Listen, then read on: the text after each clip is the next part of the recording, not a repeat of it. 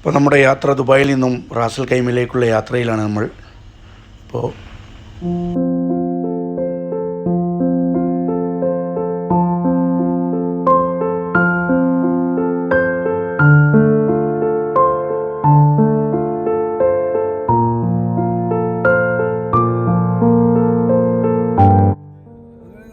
ഷാർജയിലെ border cross ചെയ്യാൻ വേണ്ടി പോവുകയാണ്. നാഷണൽ പെയിൻറ്റിലേക്ക് എത്തി നമ്മുടെ യാത്ര തുടരുകയാണ്. ഡെറയിൽ നിന്നും റാസൽ കൈമ, സൗത്ത് റാസൽ കൈമയിലെ ഷൗക്കാൻ എന്ന് പറഞ്ഞ ഒരു തടാകമുണ്ട് അവിടെ. ആ തടാകത്തിലേക്കുള്ള യാത്രയിലാണ് ഞങ്ങളുള്ളത്. നാഷണൽ പെയിൻറ്റ് കഴിഞ്ഞു. അജ്മാൻ വഴിയാണ് ഞങ്ങൾ പോവുക. അജ്മാനിൽ നിന്നും പിന്നെ കാന്താരി എന്ന് പറഞ്ഞ റെസ്റ്റോറൻറ്റ് നല്ല അടിപൊളി ബിരിയാണി കിട്ടുമെന്ന് പറയുന്നുണ്ട്. അപ്പോൾ അവിടെ നോക്കട്ടെ എന്താണ് അവിടുത്തെ സ്ഥിതി. ഓക്കെ.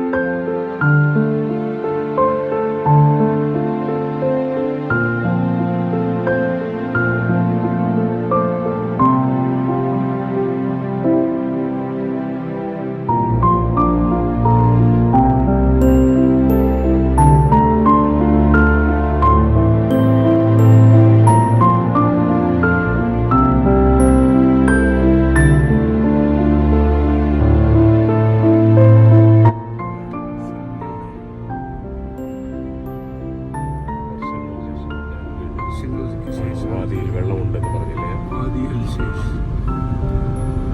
വെള്ളം ഒഴിക്കുന്ന പാട്ടുണ്ട് ഈ വേനൽക്കാലത്ത്.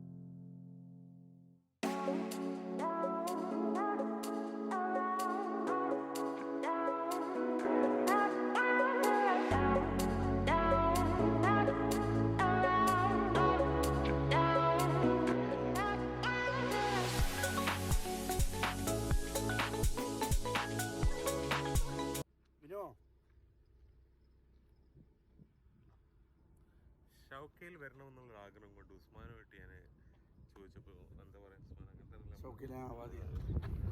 ഷൗക്ക അടിപൊളി പ്ലേസാണ്. നമ്മളെ ബാക്കിയുള്ള കാഴ്ചകൾ നമ്മൾ അവിടെ കൊണ്ടുപോയിട്ട് കാണിച്ചത്.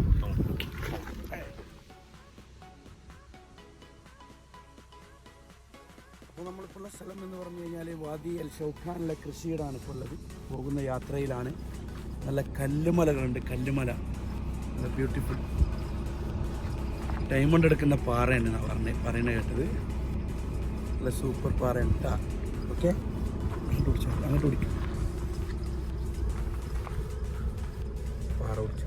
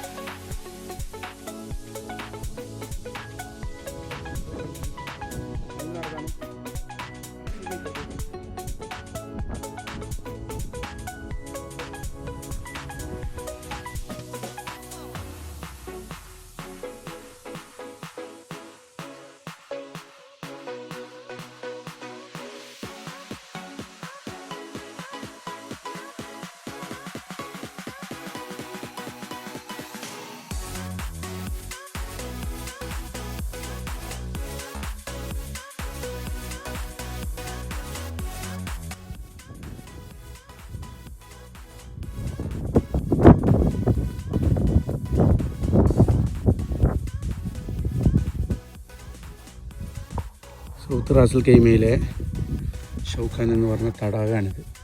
തൊട്ടുമേലെ ഡാമുണ്ട്. ഇവിടെ കുളിക്കാനൊക്കെ പറ്റിയിരുന്നു, പക്ഷേ ഇപ്പോൾ അവർ കുളിക്കാൻ അയക്കുന്നില്ല. നല്ല ബ്യൂട്ടിഫുൾ പ്ലേസ് ആയിട്ടുള്ള സ്ഥലമാണ്. എല്ലാവരും വന്ന് കാണുക. ഓക്കെ.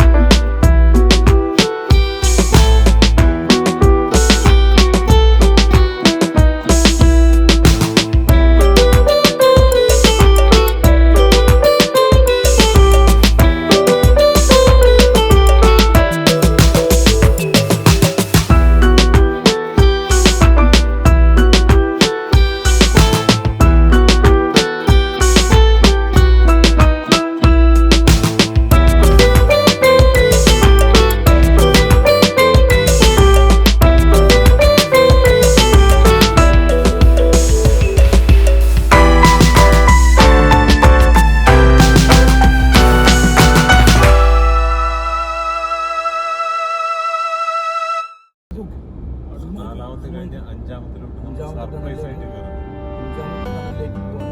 ഈ വഴി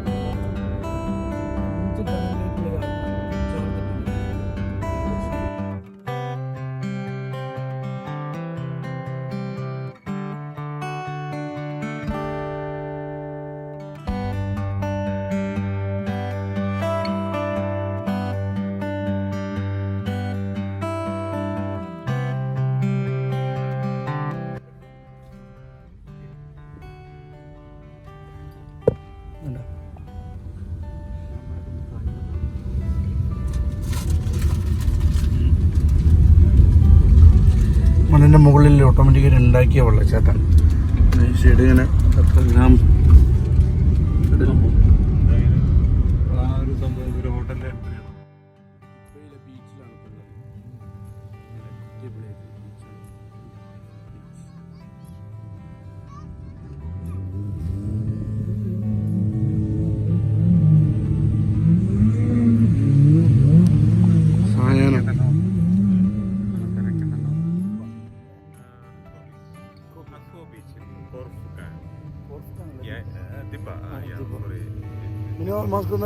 അക്കോ ബീച്ച് അല്ലേ?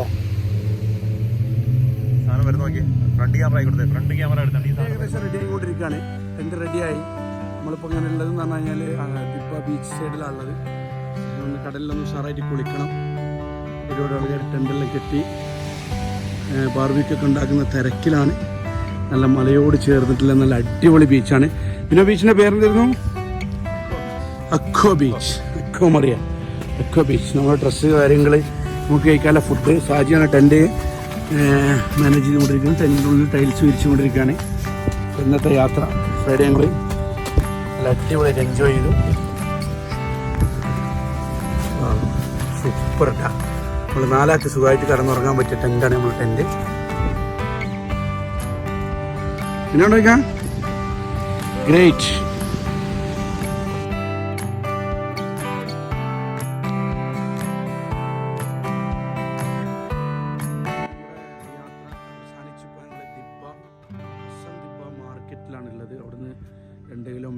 പിടിച്ച് പൊരിച്ച് തിന്നാൻ വേണ്ടിയിട്ട് അല്ലേ നല്ല കടൽ പ്രദേശമാണെല്ലാം നല്ല താഴ്ന്ന പ്രദേശം. ഇപ്പം ഇവിടുന്ന് ബോട്ടിൽ മീൻ കൊണ്ടുവന്നിട്ട് ഇവിടെ ലേലം വിളിക്കും. തൊട്ടടുത്ത് മാർക്കറ്റാണ് കാണുന്നത്, ഫിഷ് മാർക്കറ്റ്. അവിടെ നിന്ന് മീൻ പൊരിക്കുന്നത് വെജിറ്റബിൾ മാർക്കറ്റ്.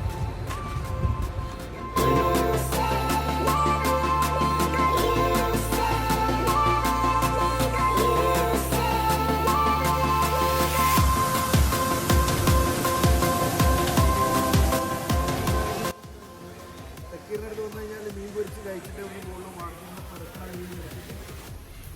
ഫ്രൈ ആക്കും.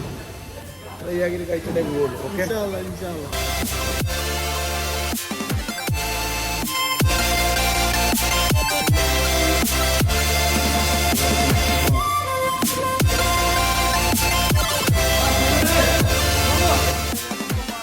ഫിഷ് കഴിക്കാണ്ടാരും പോകരുത്. നല്ല ഫേമസ് ആയിട്ടുള്ള ഫിഷാണ്, ഏറ്റവും ടേസ്റ്റ് ആയിട്ട് പൊരിച്ചു.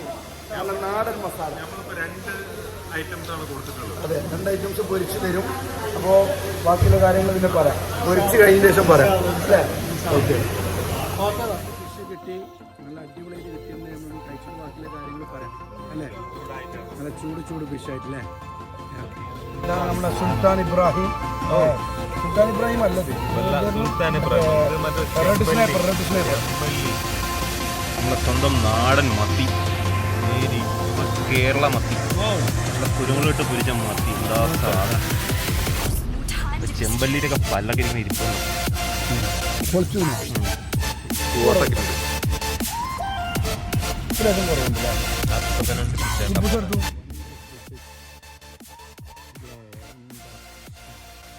അശ്വന്തിബയിലെ കാഴ്ചയാണ് കണ്ടത്. എല്ലാവരും അശ്വന്തിബയിലേക്ക് വരിക.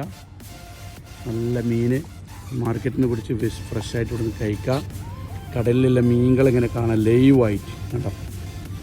ഏകദേശം ഒരു കിൻഡൽ 100 കിലോ മീനുണ്ടാവും ഒരു കൂട്ടത്തിൽ. അടുത്ത കൂട്ടത വരുന്നത് വലുതും ചെറുതുമായിട്ടുള്ള മീൻ. നിങ്ങൾക്ക് അറിയും, ഇത് കായലും നല്ല കടൽ തന്നെ. ദിബ ബോട്ടുകൾ കണ്ട, മീൻ പിടിക്കുന്ന ബോട്ടുകൾ. അടിപൊളി ആയിട്ടുള്ള സ്ഥലമാണ്, നല്ല ഇഞ്ച് സ്ഥലം. ഒക്കെ മീനുകൾ കറങ്ങിക്കൊണ്ടിരിക്കുക. ബ്യൂട്ടിഫുൾ. നമ്മളെ ആളുകൾ ഷാജിയും മീനൊക്കെ അതാ ഫോട്ടോ എടുക്കുന്നു. പിന്നെ എന്താണ് മീനെ പറ്റി അഭിപ്രായം പറയല്ലേ ഷാജിയെ? എന്താ അഭിപ്രായം പറയല്ലേ? കണ്ടോ സൗണ്ട് ഉണ്ടാക്കുന്നുണ്ട് അവർ, കണ്ടോ. യെസ്.